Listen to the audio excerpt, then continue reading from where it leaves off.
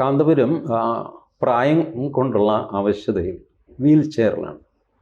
അദ്ദേഹത്തിന് എണീറ്റ് നിൽക്കാനോ wheel chair വിട്ട് വേറൊരു കസേരയിൽ കയറിയിരിക്കാനോ പോലും പറ്റില്ല. വീൽ ചെയറിൻ്റെ ആ ഫെസിലിറ്റീസ് അദ്ദേഹത്തിന് വേണം.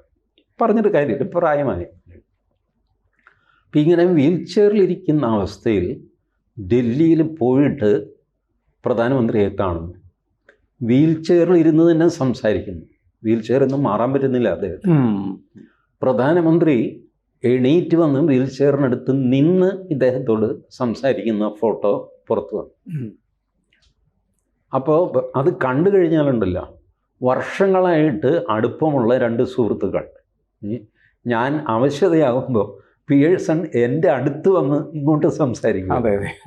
ആ രീതിയിലാണ് ആ ഫോട്ടോയിൽ കാണുന്നത്. എന്നാൽ ഇവർ തമ്മിൽ അങ്ങനെ വർഷങ്ങളുടെ ബന്ധമൊന്നും ഇല്ലയെന്ന് നമുക്കറിയാം. കാന്തപുരം എന്ന് പറയുന്ന ആൾ കേരളത്തിൽ സ്വാധീനമുള്ളൊരു മുസ്ലിം നേതാവാണ് എന്ന് മോദി അറിഞ്ഞിട്ട് അധിക കാലമൊന്നും ആയിട്ടുണ്ടാവില്ല.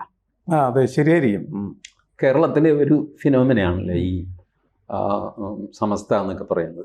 സമസ്ത കേരളത്തിൽ മാത്രം അതിൻ്റെ ഒരു ഫീഡ്ബാക്ക് ഒക്കെ മോദിക്ക് കിട്ടി വരുമ്പോൾ താമസിക്കും. പിന്നെ പുള്ളിക്ക് ബ്രീഫ് ചെയ്യാൻ ആൾക്കാരുണ്ട്. ഇതാണ് ഇതിൻ്റെ പോസിറ്റീവ്, ഇതാണ് നെഗറ്റീവ്, ഈ വരുന്ന ആൾ ഇന്നതാണെന്നൊക്കെ പറഞ്ഞിട്ട്, അതുകൂടാതെ സെക്യൂരിറ്റി, ഇൻ്റലിജൻസ് എല്ലാവരുടെയും അറിയിപ്പും സംഗതിയൊക്കെ പുള്ളിയുടെ ഉണ്ടാകും. എന്നാലും അതിൽ കവിഞ്ഞ ഒരു സൗഹൃദവും അടുപ്പവുമാണ് ആ നിപ്പിൽ എനിക്ക് തോന്നിയത്.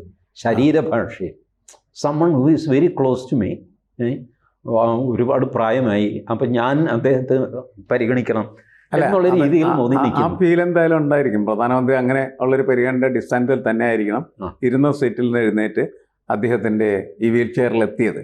ഇത് കൂടുതൽ വാർത്തകളും വിശേഷങ്ങളും നിങ്ങളിലേക്ക് എത്താൻ ABC മലയാളം സബ്സ്ക്രൈബ് ചെയ്യുക, ബെൽ ബട്ടണും അമർത്തുക.